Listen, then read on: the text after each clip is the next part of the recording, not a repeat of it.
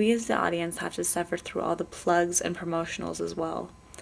These promotionals and commercials all function to recenter whiteness as the unattainable yet desirable ideal.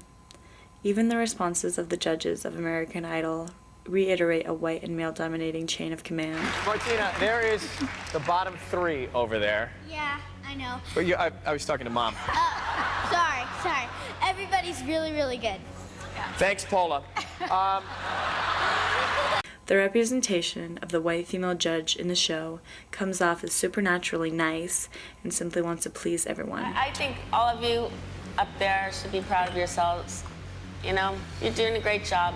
Because each vote contributes to charity. It means a lot to me and a lot to you, America. The representation of the black male judge reacts to the contestants more empathetically and tries to create a cohesiveness within the judging staff. His role functions along the lines of the Africanist persona of the gentle Uncle Tom, who is a submissive and easygoing representation of a black male. The ideal black male in a white male, heteronormative, capitalist-written narrative. I think it's crazy that Blake is up there. I mean, I don't know. Are you surprised you're here right now? Lastly, we have the representation of Simon Cowell, the unforgiving, hard-hearted, white British male. He commands and is uninhibited and unafraid of stepping on any of the contestants' toes. He is the raging image of white male dominance, and the only judge fully comfortable with actually doing his job and being upfront with his opinions. Utterly horrendous. So was it the song? Excuse me. Or you just don't like Excuse me. Cynthia? Who rattled your cage?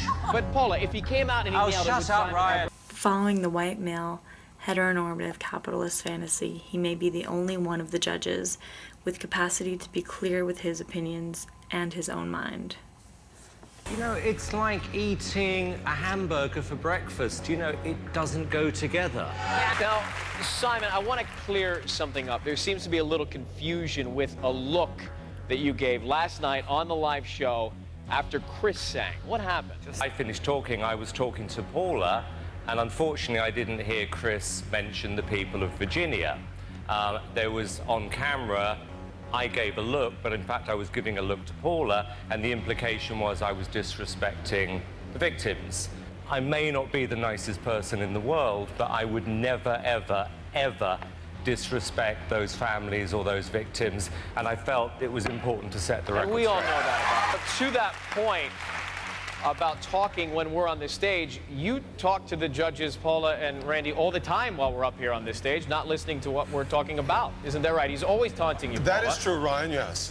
The representation of the black male judge constantly functions to justify any mistakes that might have occurred because of the white male judge. That is true, Ryan, yes. That is true, Ryan, yes. That is true, Ryan, yes. Yes.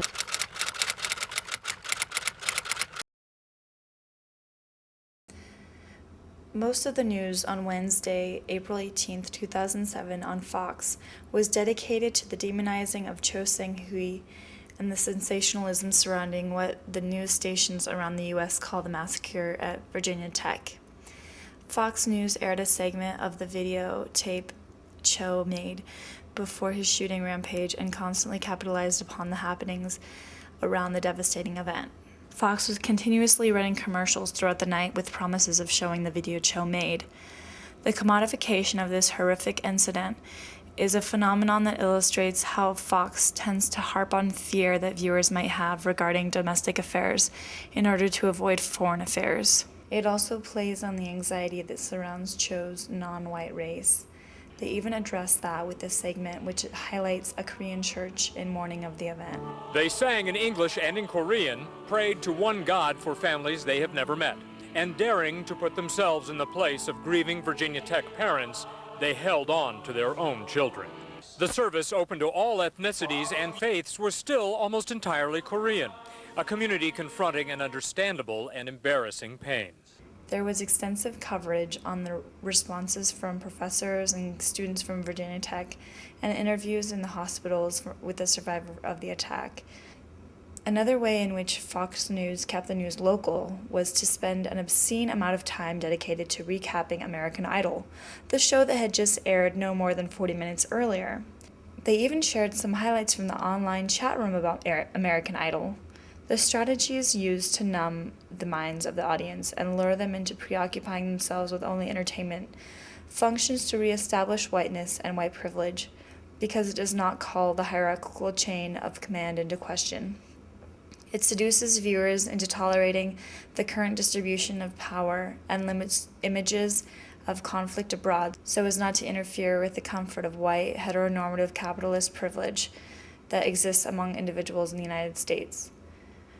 Not only does Fox News work to prohibit viewers from thinking globally, but it offers tokenism to compensate for that, so that it appears that they are also promoting good news. Behind this good news is again the inundation of product plugs and commercials. A news anchor is depicted bringing a young woman looking for a home with steady parents to the MAC makeup store, where she gets a makeover and says a few things about her life to sell herself to the eligible parents. Another tokenist piece of good news covers an outreach program that one of the Latina news producers sponsored, again advertising the Fox broadcast and attempting to sell Fox as fair and balanced.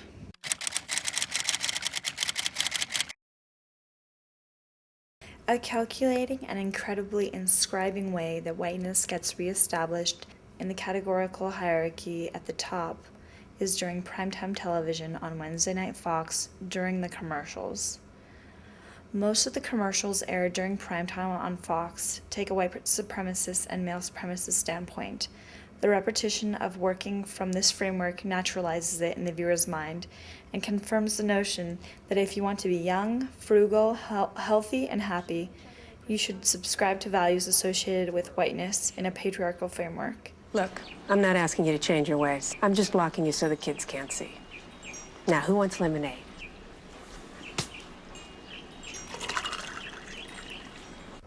The way to attain these virtues and subscribe to these values, the secret to happiness and success in life, is naturally made clear in the commercial. It's resolved 100% of the time. You must buy our products. Not only is Fox's advertisement sneaky and that it associates whiteness with happiness, but it associates consumerism and financial flexibility with whiteness and closes the gap by fusing those promises together. If you are privileged to associate with whiteness, you can be fortunate enough to have financial flexibility and enjoy in consumerism, therefore achieving the ultimate goal of happiness. These images are constantly reminding us that in the case that we do not conform to notions of whiteness, heterosexuality, capitalism, and patriarchy, we will not be happy. Temptation out there. In my hand is a little piece of heaven, and it's practical. Nice. God, $9 grand. This won't make you happy. It'll end up buried in your closet. Put your money in an orange savings account. It won't go out of fashion, then you'll feel better about yourself. $9 grand. Sorry. Interestingly, earlier in the night during primetime, viewers are hit with an array of images and slogans that create a sense of nationalism. Later in the night during the news, nationalism is not called into attention from the commercials, and instead, America's positionality and place in the world are ignored at the risk that they might remind viewers to think about their responsibility in global affairs and the agency they have to create equity on a global level through their consumer and political power.